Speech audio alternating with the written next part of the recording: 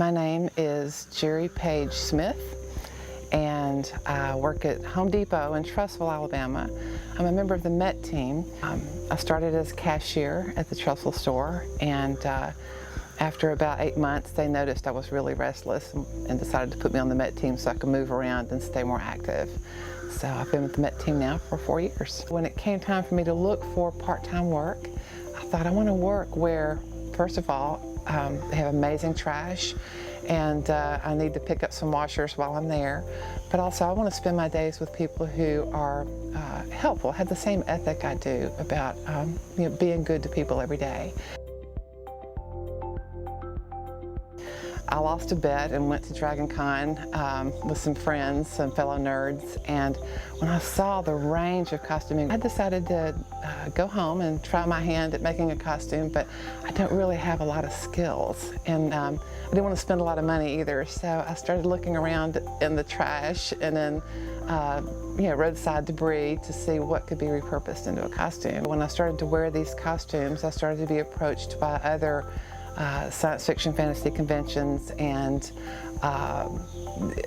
book authors and magazine publishers. The hobby, the craft, has turned into invitations to cities all over the US and Canada. They invite me to not just wear the costume, but also talk to people who like costuming, like arts and crafts, like recycling. And I get to do seminars and programs on how other people can do this. It's a big footprint, and I want it to be filled with people who enjoy this sort of thing. I'm a big Stephen King fan, and so a lot of my costumes, if you're a Stephen King fan, you would probably see hints of the Dark Tower that thread through his books. It kind of threads through my costuming as well. This is Siri. She is a helpful telephone assistant, but in a totally kind of Mad Max steampunk way. I just kind of think she's a little rad, she's cool. I found a box full of old telephone cords and broken telephone parts. We all use cellular phones now, and so the old landlines, they just get thrown into dumpsters. And all these broken phones, I thought, what can I do with this? Maybe I can somehow, shape this into something for my body. As the costume evolved with broken telephone pieces, the name followed. Serafina is inspired by Russian traditional dress. They have this big headpiece that is like a half sun, and it's called a kokoshnik.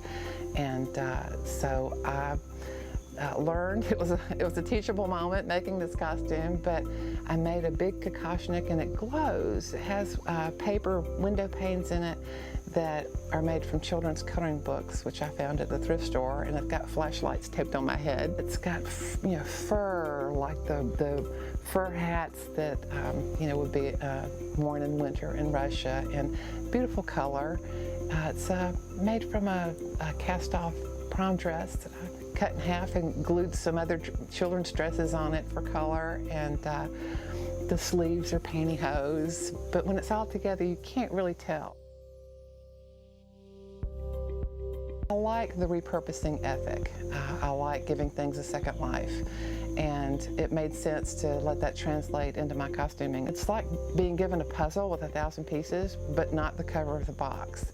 So you don't really know what it's going to look like until you kind of get into it and start putting it together.